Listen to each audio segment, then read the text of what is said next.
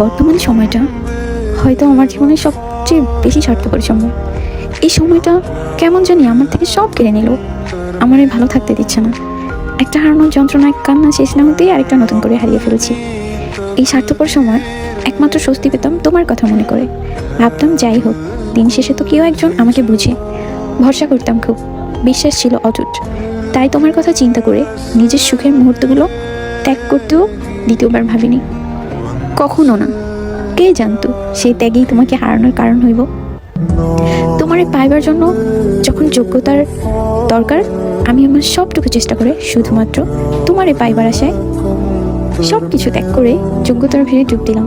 কে বা জানতো সেই তুমিও নদীতে ফালাইয়া হাতটা ফিরিয়ে নিবা।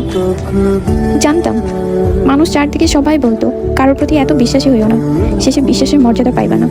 মানুষ বলতো ভালোবেসে আপন মানুষ থেকে কেবল দুঃখই উপহার পাইবা। কে জানতো সেই দুঃখের উপহার নিয়ে তুমি আমার জীবনে আসবা। কেই বা জানতো আমার বিশ্বাসটা তুমি শেষ করে দিবা।